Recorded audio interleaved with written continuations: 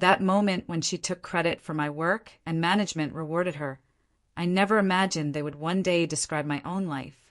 But that became the quiet headline of my mornings, my commute, my sleepless nights, and eventually my breaking point. If you've ever worked hard, stayed late, trusted the wrong person, or felt invisible in a room where your effort should have spoken for you, let's embark on this story together. You'll understand how workplace betrayal really happens, how easy it is for credit to be stolen, and what it costs to stay silent when you know the truth. You might even recognize yourself in places you didn't expect. I didn't start out angry. I didn't start out suspicious. I started out hopeful. This job meant everything to me. I had applied 3 times before they finally called me back. Each rejection had felt personal, like a quiet reminder that I wasn't good enough yet. When I finally got the email asking me to come in for an interview, I read it at least 10 times to make sure it was real. I remember sitting in my car afterward, hands shaking, telling myself not to mess this up. I was hired as a project analyst at a mid-sized company that liked to call itself a family. You know the type. Open office, team lunches, motivational quotes framed on the walls. Management loved to talk about collaboration and growth. They made it sound like if you worked hard enough, you'd be seen. I believed that. From day one, I gave everything I had. I came in early. I stayed late. I volunteered for tasks no one wanted. I learned systems that weren't even part of my role because I didn't want to be replaceable. I wanted to be valuable. I wanted to build a future there. That's where she came in. Her name was Claire. She had been there longer than me. Not by much, but enough that people listened when she spoke. She was confident in meetings, spoke quickly, and knew how to sound important even when she wasn't saying much. At first, I admired her. She seemed like someone who knew how to survive corporate life. She welcomed me during my first week, showed me where the coffee machine was, explained which managers to avoid on Mondays. She laughed easily and called me sweet, in that way that felt friendly, not insulting. I thought I was lucky to have someone like her on my side. When my manager announced a major internal project, my heart raced. It was exactly the kind of opportunity I'd been waiting for. High visibility, tight deadlines, something that would finally prove what I could do. The project involved restructuring how our department handled client data. It was complicated, messy, and long overdue. Most people avoided eye contact when it was mentioned. Claire, on the other hand, leaned over to me afterward and said, "You'd be perfect for this." That should have been a warning. I took the lead. I spent weeks mapping workflows, identifying gaps, creating detailed reports that broke everything down in a way management could actually understand. I skipped lunches. I brought work home. I answered emails at midnight. When something didn't make sense, I figured it out myself instead of bothering anyone. Claire checked in occasionally. "How's the project going?" "Let me know if you need anything." "Send me what you have so I can glance over it."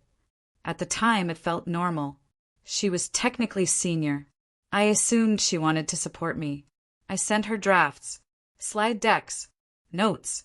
I trusted her. That trust would cost me more than I realized. The first sign came during a small team meeting. My manager pulled up a presentation on the screen. As the slides changed, my stomach tightened. These were my slides, my structure, my language, even my examples. Then he said, "Claire, great work on this." I froze. Claire smiled and said thank you. It was a team effort. I waited. I thought she would say my name. I thought my manager would correct himself. I thought someone would notice. No one did. After the meeting, I told myself it was nothing. A misunderstanding. A slip of the tongue. I didn't want to seem petty. I didn't want to be labeled difficult. So I stayed quiet. That silence became a pattern. More meetings followed. More praise directed at her. More of my work presented as hers. Each time, my chest tightened a little more. Each time, I told myself to be patient, to trust the process, to believe that hard work would eventually speak for itself. It didn't.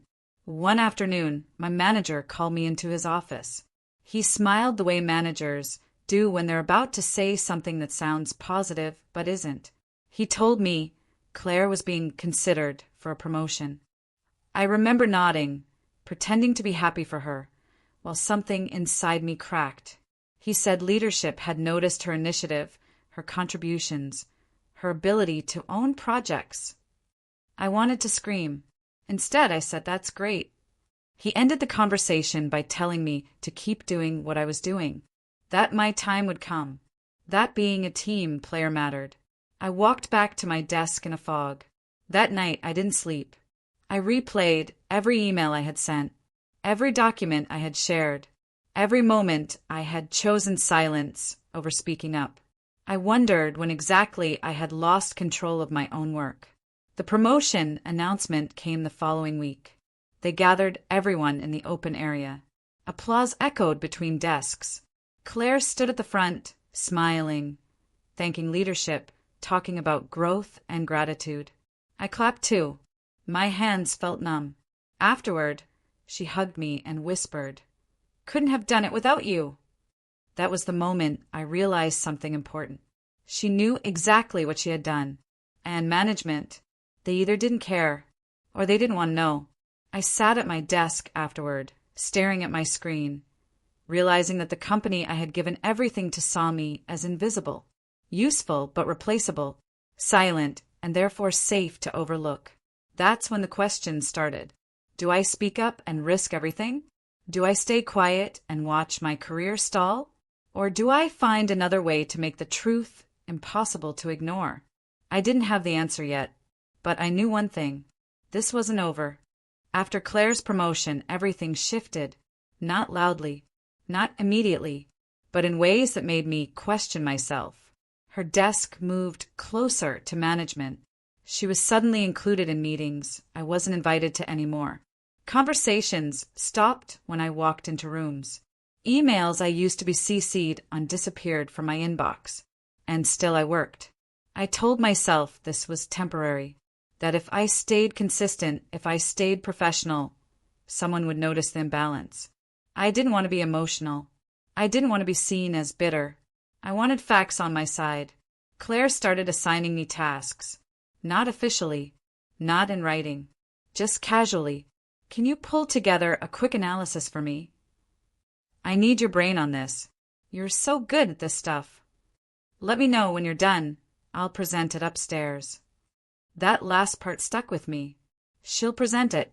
At first, I convinced myself it was part of her new role, that this was normal, that I was overthinking it. But then the pattern became impossible to ignore. I would do the work. She would present the work. She would get the praise.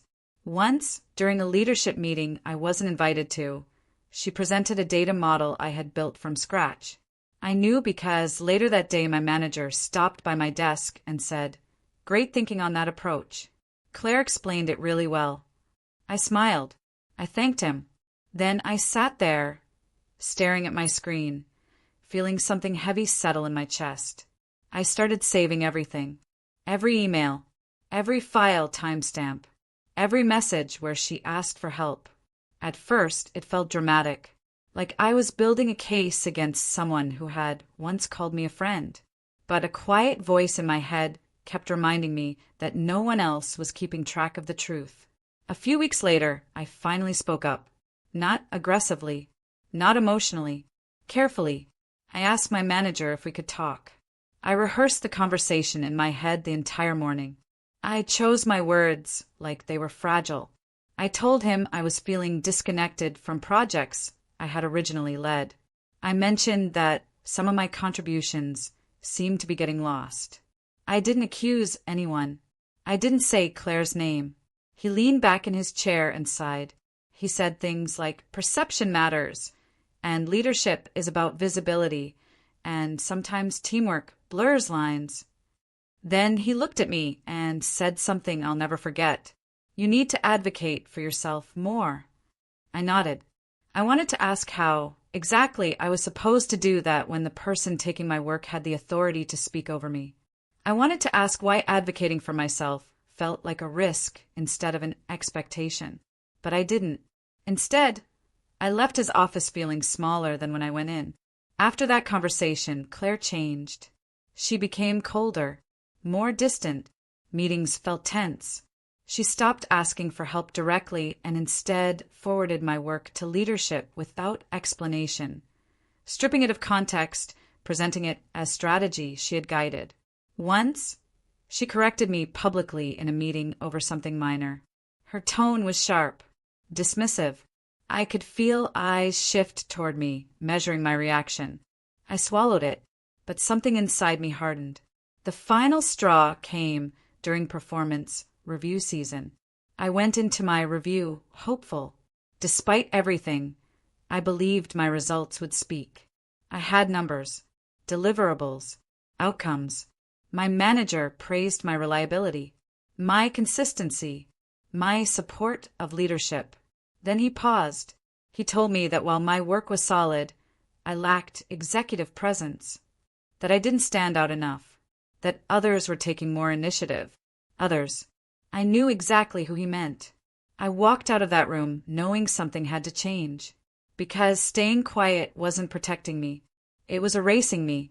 That night, I sat at my kitchen table with my laptop open, staring at months of saved files, timestamps, version histories, emails where Claire asked for help, and then presented the results as her own.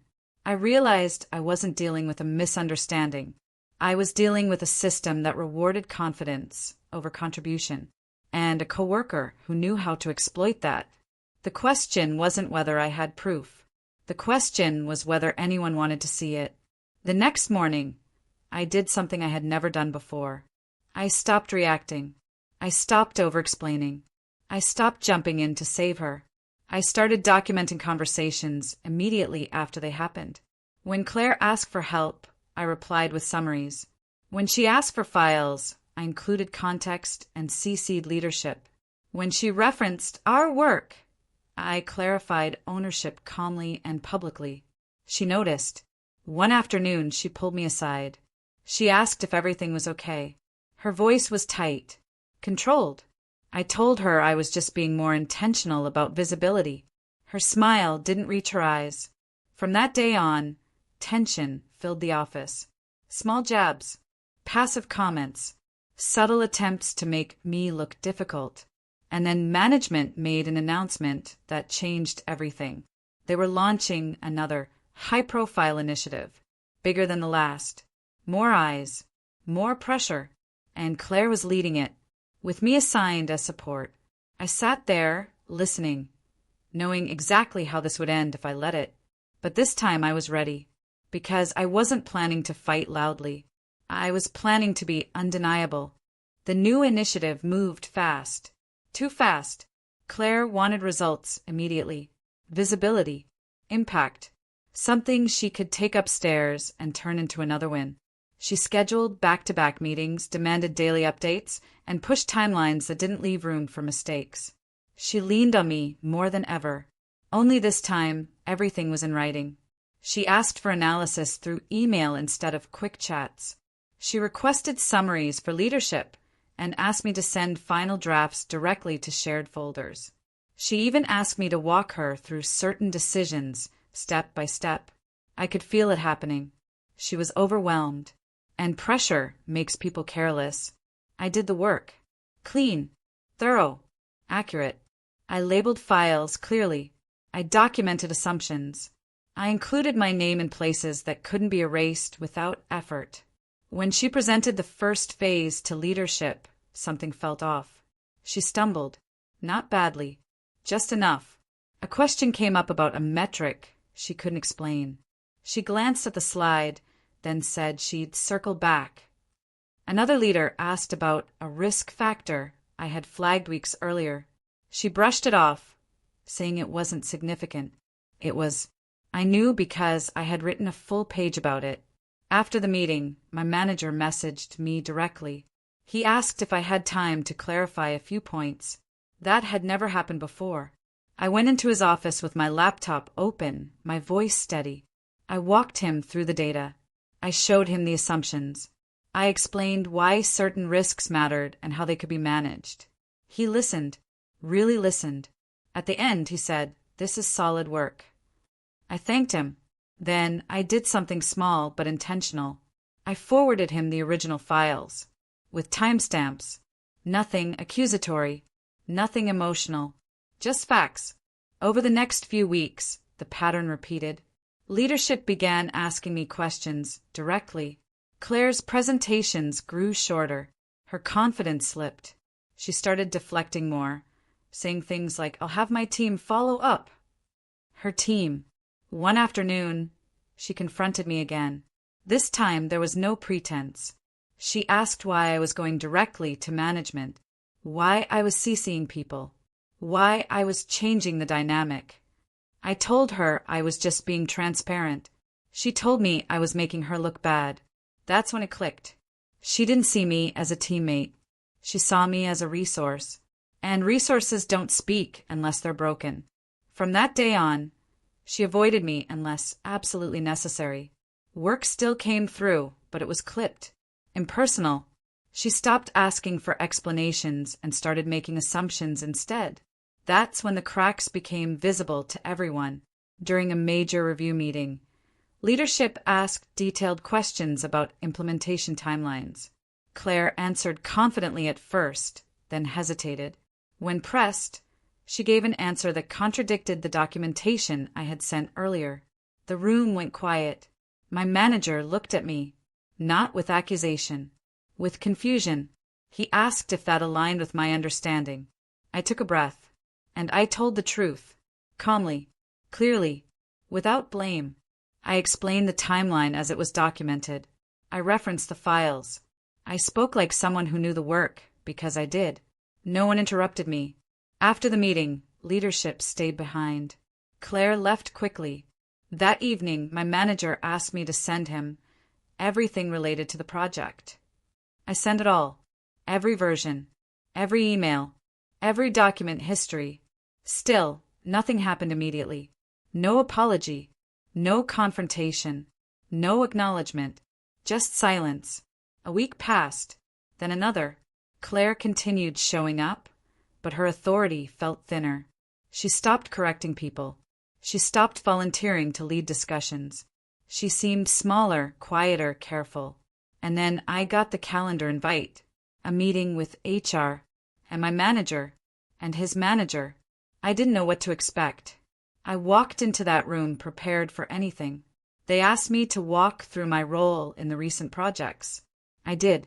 They asked how work was typically shared. I answered honestly. They asked if I felt my contributions were recognized. I paused. Then I said no. I didn't accuse. I didn't name call. I described patterns. They listened. When the meeting ended, they thanked me for my transparency. As I walked back to my desk, Claire watched me. Her face was unreadable. For the first time since I met her, she looked unsure. That afternoon, an email went out. Leadership announced a review of project ownership and reporting structures. They emphasized clarity, accountability, and recognition of individual contributions. Claire's name wasn't mentioned, but everyone understood. That evening, I sat in my car longer than usual, thinking about how close I had come to walking away. How easily I could have been erased if I hadn't started paying attention. I didn't feel victorious. I felt tired and relieved.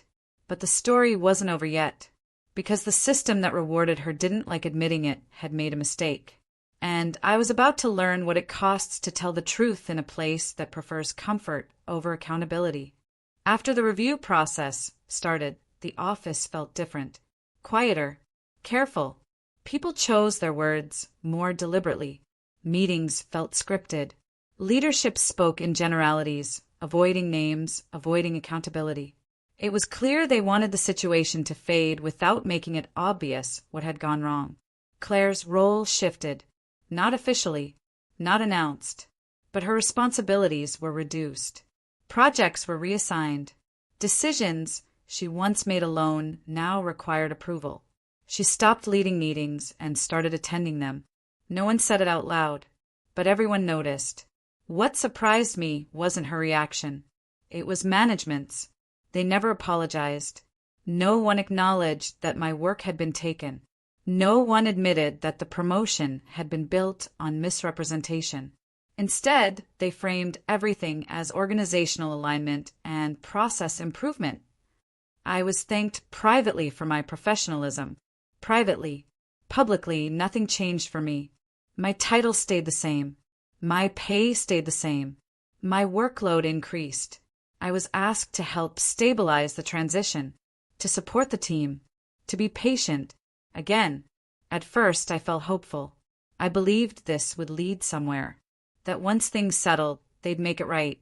But weeks passed, then months. Claire kept her promotion, her salary, her title. She just lost influence. And I learned something painful. Sometimes organizations don't reward truth. They contain it. I started to feel the emotional weight of everything I had carried. I was exhausted all the time. I second-guessed every email. I wondered how I was perceived now. Difficult? Disloyal? Untrustworthy for speaking up? The same managers who once praised teamwork now watched me more closely. Conversations felt guarded. Compliments felt empty. One afternoon, my manager told me I should consider broadening my skill set externally. It wasn't a threat. It was advice. That's when I understood. I had done the right thing, but I had disrupted their comfort. And systems don't like disruption. Claire and I barely spoke anymore. When we did, it was stiff, professional, like two people pretending a history didn't exist. Once, I caught her looking at me in the break room. Not angry, afraid. I didn't feel satisfaction. I felt sad, because this wasn't how I wanted it to end. I hadn't wanted to take anything from her. I had just wanted what was mine. That night, I updated my resume. Quietly, I started applying to roles that matched my actual skills, not the diminished version my job had tried to define me as. I reached out to contacts I had ignored while pouring everything into a company that had never truly seen me.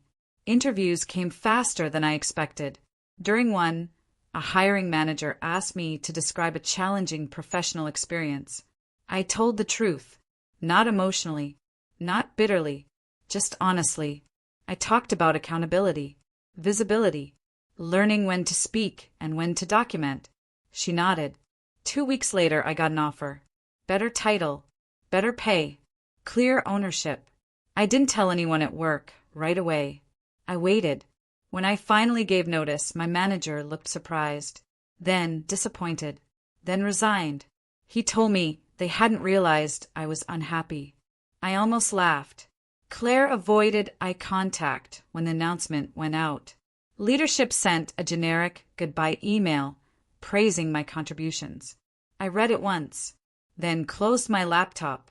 On my last day, I packed my desk slowly. I didn't rush. I didn't hide. I didn't apologize. As I walked out, I realized something important. I hadn't lost. I had outgrown a place that needed silence to function. And while she had taken credit for my work and management had rewarded her, they hadn't taken my integrity. That was mine to keep. I don't know what happened to Claire after I left. I heard small things, that she eventually moved teams, that her role kept changing, that leadership stopped putting her in front of major initiatives. But none of that matters to me anymore. What stayed with me was the lesson I learned the hard way. Hard work doesn't protect you. Silence doesn't protect you. Loyalty doesn't protect you when it's one-sided. I used to believe that if I just kept my head down, someone would notice. That effort spoke louder than words. That fairness was built into the system. It isn't. Workplaces are built by people, and people respond to confidence, visibility, and stories that are told well. If you don't tell your own story, someone else will, and they won't always tell it truthfully. For a long time, I blamed myself. I wondered if I had been too trusting, too quiet, too focused on doing instead of showing. But the truth is, trusting wasn't my flaw. Staying silent after the pattern became clear was. I don't regret speaking up, even though it cost me comfort, even though it cost me a sense of belonging, even though it pushed me out of a place I once wanted to grow old in. because leaving showed me something I couldn't see while I was there. My value didn't disappear when I stopped being useful to them. It became clearer when I stopped letting others define it. The new job wasn't perfect. No place is, but I was respected. My work had my name on it. My voice mattered in rooms I once wasn't allowed into. And most importantly, I trusted myself again. If you're watching this and something about this story feels familiar, I want you to know this. You're not crazy. You're not imagining it. And you're not weak for wanting fairness. Pay attention to patterns. Document your work. And don't confuse silence with professionalism. Sometimes the bravest thing you can do isn't fighting louder. It's refusing to disappear. So now I want to ask you, have you ever had someone take credit for your work? Did you speak up or did you stay quiet? And if you could go back, would you do anything differently? Share your thoughts in the comments.